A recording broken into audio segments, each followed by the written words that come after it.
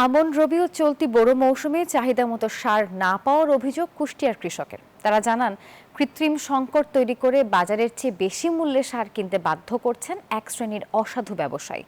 Dealer ও ব্যবসায়ীরা বলছেন, নন urea সার পুরোটাই আমদানি নির্ভর হওয়ায় কিছুটা সংকট রয়েছে। তবে ভিন্ন কথা বলছে কৃষি সম্প্রসারণ অধিদপ্তর। মাহতাবুদ্দিন লালনের পাঠানো তথ্য ছবি নিয়ে থাকছে আরও একটি রিপোর্ট। বছর জুড়েই কুষ্টিয়ায় আমন রবি সহ বোরো মৌসুমে সার সংকটের অভিযোগ। ভরা মৌসুমে জ্বালানি তেলের সংকট, এর উপর সারের সংকট ও অতিরিক্ত দামে দুশ্চিন্তায় কৃষক।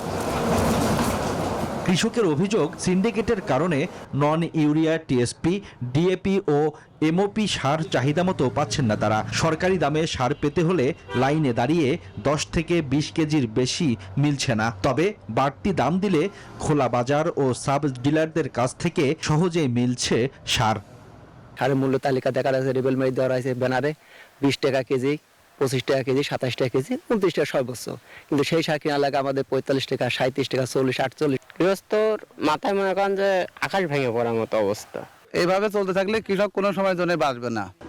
খোলা বাজারে 1350 টাকার টিএসপি সার বিক্রি হচ্ছে 1850 থেকে 2000 টাকায়। তবে ডিএপি ও এমওপি সারও মিলছে না সরকার নির্ধারিত মূল্যে।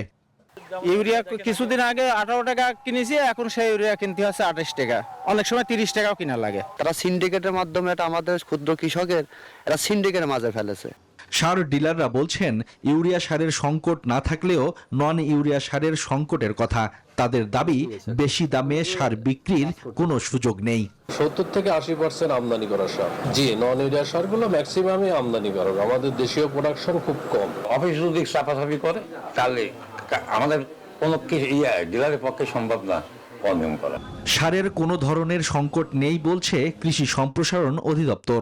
বেশি দামে সার বিক্রির প্রমাণ পেলে জড়িতদের বিরুদ্ধে ব্যবস্থা নেওয়ার আশ্বাস।